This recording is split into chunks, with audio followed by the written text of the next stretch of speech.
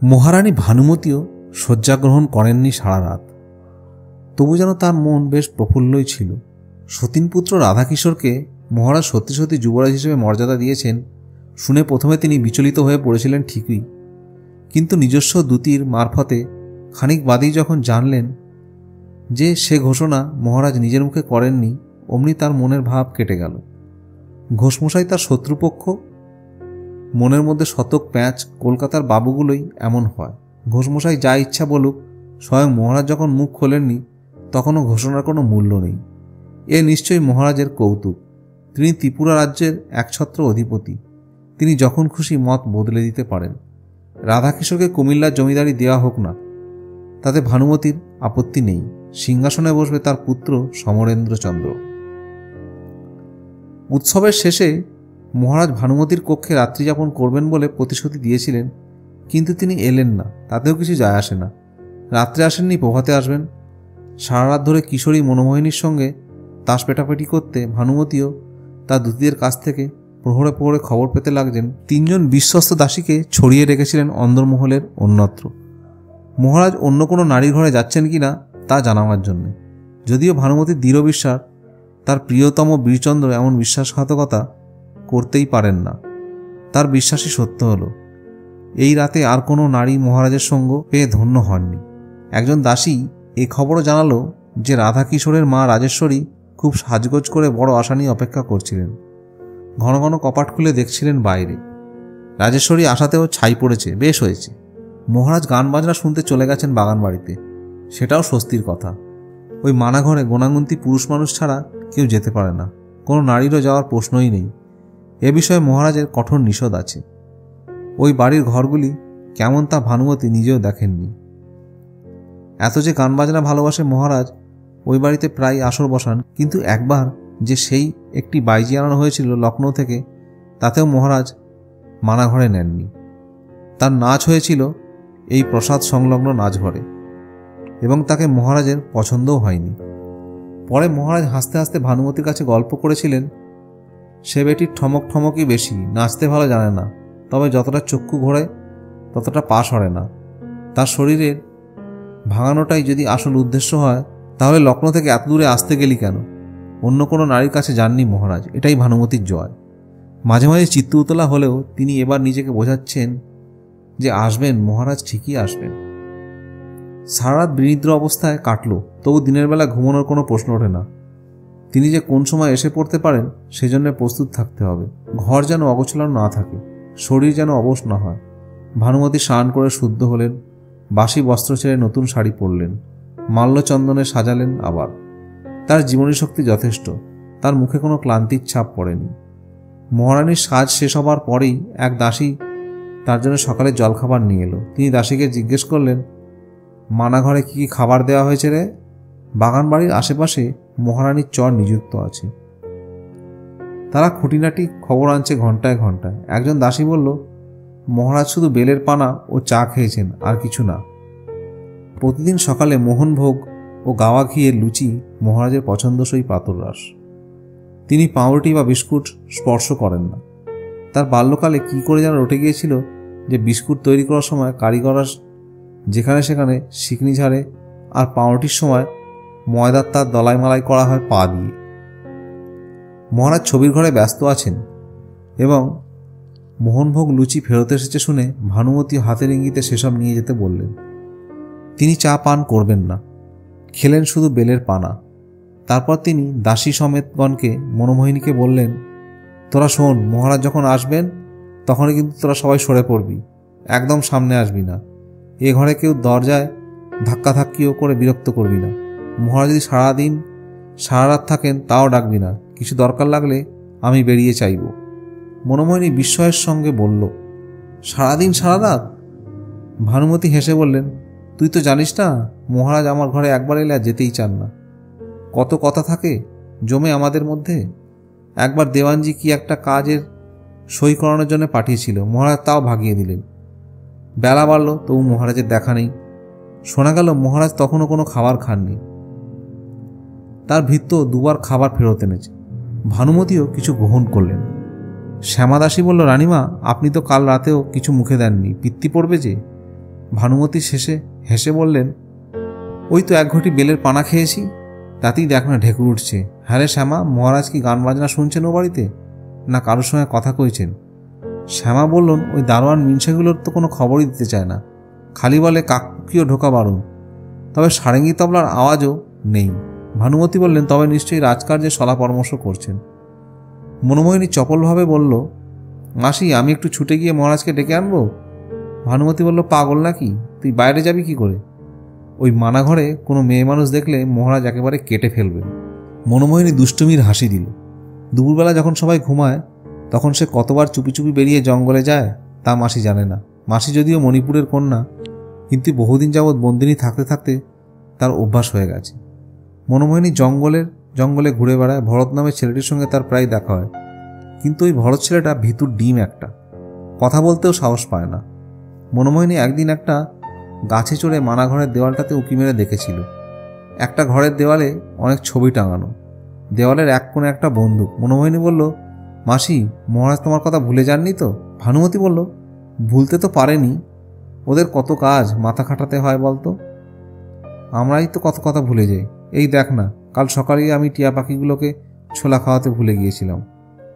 কক্ষের অনেকখানি জুড়ে আছে একটি মেহগিনি খাটের পালঙ্ক, তার উপর উজ্জ্বল হলুদ কালো ডোরাকাটা একটা সৃজনী পাত্র। মাঝখানে ঠিক রাজেন্দ্রাণীর মতোই সোজা হয়ে বসে আছেন ভানুমতি। তার পরনের বসনটিও হলুদ, পা দুটি ঢাকা, 2 বাহুতে সোনার বাজু, আঙুলে নানা রঙের পাথরের আংটি। তার কণ্ঠস্বরের অভিযোগের সুর নেই। নামে রাজপ্রাসাদ হলেও কক্ষগুলি তেমন বড় নয়। রানীমহলের কক্ষের জানলা অনেক উঁচুতে। ভানুমতির এই ঘরটা জিনিসপত্রে ঠাসা। ভানুমতির খুব ঘড়ির শখ, অন্তত 7খানা ঘড়ি রয়েছে দেওয়ালে। তার কোনটায় ঘন্টায় ঘন্টায় কোকিল ডাকে, আর কোনোটায় পুতুল কামার প্রতি মিনিটেই নেহাই ঠোকে। মেঝেতে মনোমোহিনী ও আরও কয়েকজন আত্মীয়স্বজন বসে আছে। দাসীরা আছে দরজার কাছে দাঁড়িয়ে, সবাই উদ্গ্রীব, কখন মহারাজ এসে পড়বেন। ভানুমতির প্রতীক্ষার চাপা ব্যাকুলতা সবার মধ্যে সঞ্চারিত হচ্ছে। একজন আত্মীয়া বলল, মহারাজ যদি ভুলেই বসে থাকেন তাকে একবার মনে করিয়ে দিলেই হয় না? ভানুমতি বললেন, মানাঘরে যে কেউ ঢুকতেই পারবে না, মহারাজের সামনে যাবে কি করে? মনোমোহিনী ফস করে বলে উঠল, ভরতকে পাঠাও না মাসি, সে তো বেটা ছেলে, সে নিশ্চয়ই পারবে। ভানুমতি জিজ্ঞেস করল, সে আবার কে রে? মনোমোহিনী বলল, সে যে একজন নতুন রাজকুমার হয়েছে গো, কলকাতায় মাস্টারের পাঠশালায় পড়ে। দাসীদের মধ্যে রাজপুরীর সব খবরই চালাচালি হয়। সেই সূত্রে ভানুমতি শুনেছে যে সম্পত্তি এক কাছুয়ার সন্তান রাজকুমারের পদমর্যাদা পেয়েছে। ছেলেটির বয়স বেশি নয়। কৌতূহলী হয়ে ভানুমতি বললেন, কেউ যা তো, ছোনাটাকে ডেকে নিয়ে একবার দেখি। মনোময়ী লাফ দিয়ে উঠে বলল, আমি ডেকে আনছি। ভানুমতি তাকে নিষেধ করে বললেন, না না, তুই যাবি না।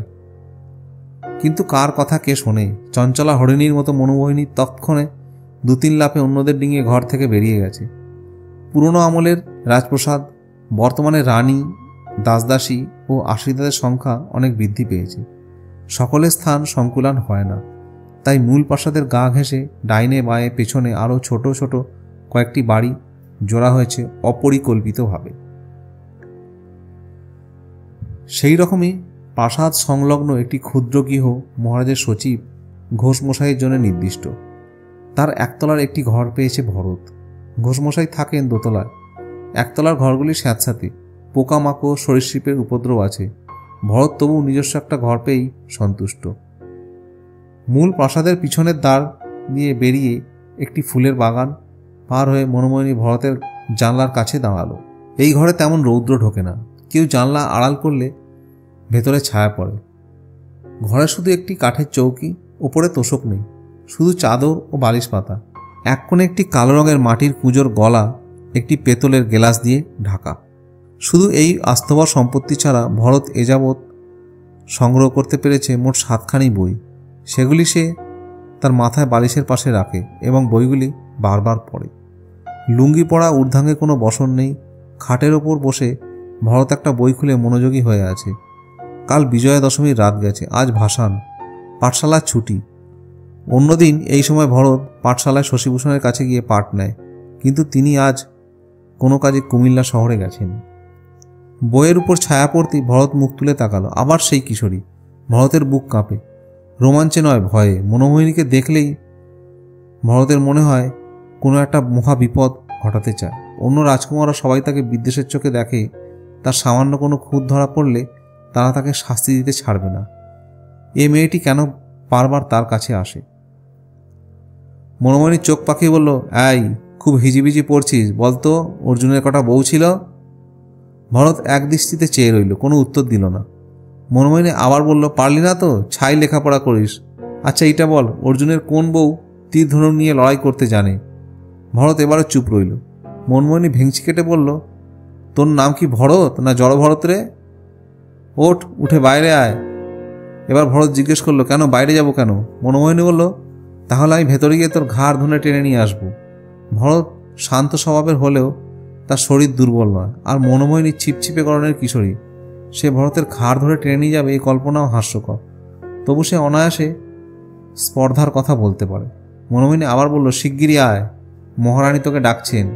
আমার সঙ্গে না গেলে বীরু সর্দার এসে হির হির করে ঘাড় ধরে টেনে নিয়ে যাবে। ভরত বিশ্বাস অবিশ্বাসের দোলাচলে রইল। এর মধ্যে সে দেখেছে এই কিশোরীটি এই রাজ্যের পটরানীর স্নেহধন্য, কিন্তু পাটরানী কেন তাকে ডাকলেন? সে আবার কি দোষ করল? একটু পরেই একজন দাসী এসে যোগ দিল মনোমোহিনীর সঙ্গে। তার কাছে একই বার্তার স্বীকৃতি পেয়ে ভরতকে তৈরি হতেই হলো। মহারানীর সামনে কিছুটা সজ্জিত হয়ে যেতেই হবে, কিন্তু ভরত লুঙ্গি ছাড়বে কি করে? জানলার কাছে দাঁড়িয়ে এই দুই স্ত্রীলোক। একটি ধুতি টেনে নিয়ে সে ভিতরের সিঁড়ির তলায় চলে গেল, তারপর গায়ে দিল একটা পিরান। সে বেরিয়ে আসতেই মনোমোহিনী তার পিঠে একটা কিল মেরে বলল, দৌড়ে দৌড়ে চল রে জড় ভরত। ভানুমতি ভরতকে কয়েকটা প্রশ্ন করেও তার মায়ের কথা জানতে পারলেন না। ছেলেটি কথাই বলতে চায় না। এই মহিলা মহলে এসে সে যেন আরও লজ্জায় ঘেমে নিয়ে উঠেছে। একে দিয়ে কি কোনো কাজ হবে? মানাঘরের প্রবেশদ্বারের হুমদো হুমদো প্রহরীরা দাঁড়িয়ে থাকে, তাদের পেরিয়ে সে যাবে কি করে? তিনি জিজ্ঞেস করলেন, কি রে, তুই মানাঘরে কখনো গেছিস? ভরত দুই দিকে মাথা নাড়ল। ভানুমতি অন্যদের উদ্দেশ্যে চেয়ে বলল, তাহলে কি হবে রে, এ তো পারবে না। মনমোহিনী আদুরে গলায় বলে উঠল, না মাসি, ওকে পাঠাও, ও কেন পারবে না? ও বেটা ছেলে, দারোয়ানদের ফাঁকি দিয়ে একবার ফুরুত করে ভেতরে ঢুকে যেতে পারবে না? দুর্বলের উপর অত্যাচার অনেকেই আনন্দ পায়, বালক বালিকা কিশোর কিশোরীরাও তার বাইরে নয়। ভরত প্রহরীদের হাতে ধরা পড়ে কেমন জব্দ হবে সেটা ভেবেই মনমোহিনী খলখল করে হেসে উঠল। ভানুমতি নিজের হাতের একটি আংটি খুলে দিয়ে বললেন, শোন ছেলে, তুই যদি মানাঘরের ভেতর একবার যেতে পারিস তাহলে মহারাজকে শুধু বলবি মহারানী মহাদেবী তার জন্যে দুয়ার খুলে বসে আছেন। শুধু এই খবরটা দিলে তুই এই আংটিটা পাবি। ভরত আচ্ছা বলে বেরিয়ে গেল। যদিও যেতে তার পা সরছে না। মানাঘরের প্রহরীরা বিশেষ রকম ভীমাকৃত, ওদের কাছে ঘেঁষাও যাবে না, কিন্তু মহারানীর নির্দেশও অমান্য করতে পারবে না সে আরও আশঙ্কা করল যে অঘটন ঘটন পটিয়সী ওই মেয়েটি নিশ্চয়ই তার উপর নজর রাখার জন্য পিছু পিছু আসবে। মনোমোহিনী অবশ্য এলো না। এমন প্রকাশ্যে বাগানবাড়ি পর্যন্ত যাওয়া তার পক্ষে সম্ভব নয়। চর এসে খবর দিল প্রহরীরা ভরতকে সিঁড়ির মুখ থেকেই ফিরিয়ে দিয়েছে। ভরত বসে আছে কাছাকাছি একটি গাছের নিচে। মহারাজ দৈবাত বেরিয়ে এলে সে কথা বলতে চেষ্টা করবে। দাসীদের মধ্যে শ্যামা যেমন চতুর, তেমনই সে চটকদার চেহারা।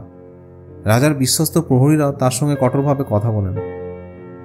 দু একজনের সঙ্গে তার গাঢ় সম্পর্কও আছে। ভানুমতি বললেন, শ্যামা, কেউ ভেতরে ঢুকবে না বুঝলাম। যারা পাহারা দিচ্ছে তাদের দিকে খবর পাঠাতে পারিস না? চিতুরাম ও বাড়িতে খাবার দাবার দেয়, তাকে বলবি যে কোনো ছুতোয় শুধু মহারাজের কাছে একবার মহারানীর কথাটা উচ্চারণ করবে, তাহলেই ওর মনে পড়ে যাবে। শ্যামা সে দায়িত্ব নিয়ে ছুটে চলে গেল। এখন দ্বিপ্রহরের আহারের সময়, কিন্তু বাগানবাড়ি থেকে খাবার এসেছে। মহারাজ এখনও কিছু খেতে চাননি।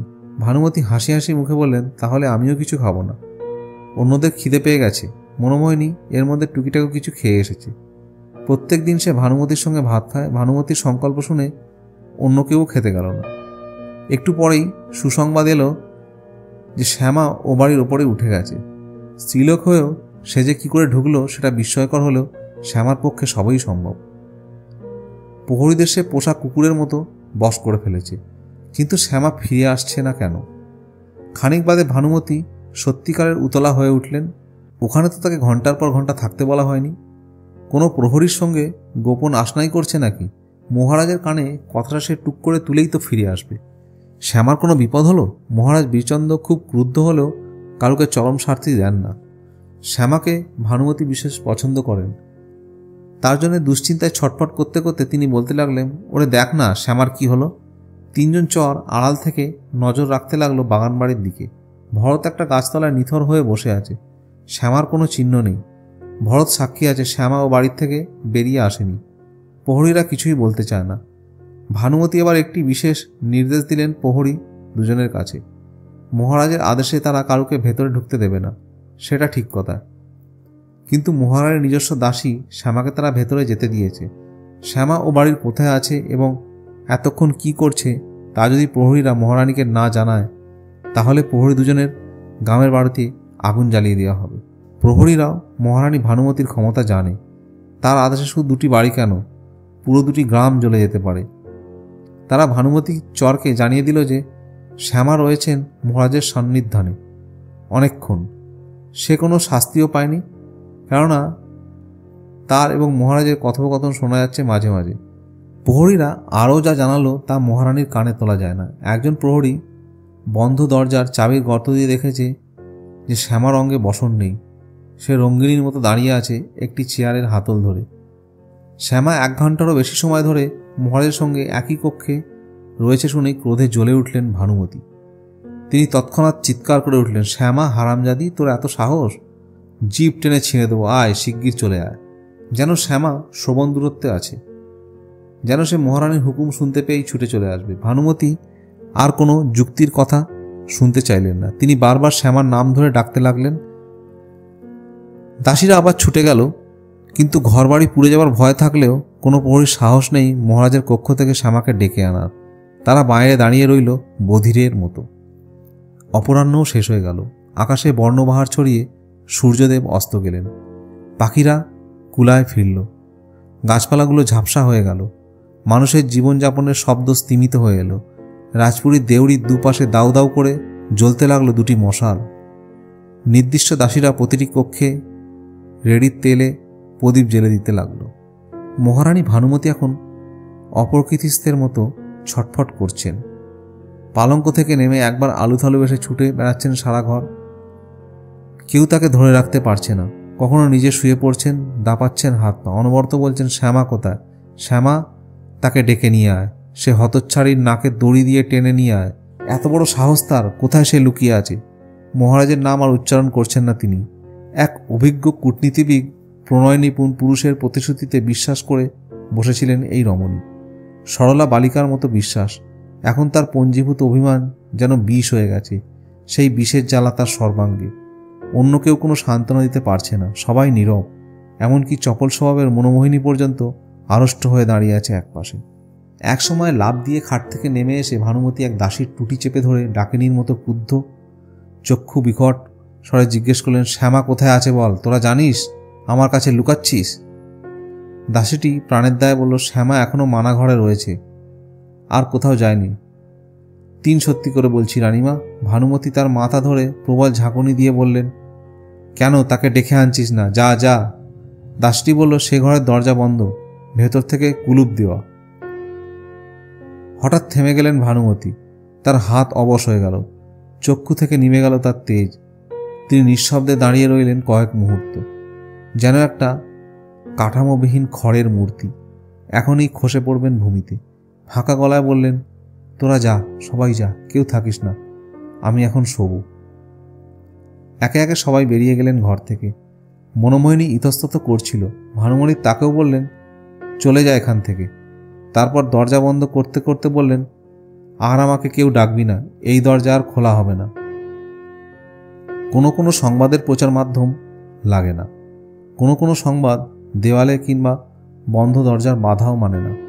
গভীর রাতে মহারাজ বীরচন্দ্র যখন বাগান বাড়ি থেকে ছুটে এলেন প্রাসাদে, ততক্ষণে ভানুমতির ঘরের দরজা ভাঙা হয়ে গেছে। সারা সন্ধে সেই দরজার বাইরে ভিড় করে দাঁড়ানো নারীরা শুনছিল ভেতরের কাতর শব্দ, শুধু বুক ফাটা আহ আহ ধ্বনি। অন্য মহল থেকে ছুটে এসেছিল রানীরা। শত ডাকাডাকিতেও দরজা খোলেননি ভানুমতি। এক সময় সেই আর্তনাদও থেমে গিয়েছিল। তারপর আর কোনো সাড়া শব্দ নেই। তখন কুমার রাধাকিশোরের নির্দেশে দরজা ভেঙে ফেলা হলো। মহারাজ বীরচন্দ্র পালঙ্কের পাশে দাঁড়িয়ে দেখলেন ভানুমতির বুকের ওপর 2 হাত চাপা, চক্ষু দুটি খোলা, প্রাণবায়ু নির্গত হয়ে গেছে অনেকক্ষণ আগে। সারা ঘরময় ভানুমতির অলঙ্কার ছড়ানো, কাছে কোনো বিষের পাত্র নেই, শরীরে কোনো আঘাতের চিহ্নও নেই। রাজবৈদ্য দীর্ঘশ্বাস ফেলে জবাব দিয়েছেন। বীরচন্দ্র আস্তে আস্তে হাঁটু গেড়ে বসলেন ভূতপূর্ব মহারানীর পায়ের কাছে। ফুঁপিয়ে ওঠার আগে বললেন, ঘরটা ফাঁকা করে দাও, এখানে আর কেউ থাকবে না। গল্প এখানেই শেষ নয়, সামনে আরও চমক আছে। পরবর্তী ভিডিওতে দেখা হবে, সঙ্গে থাকুন।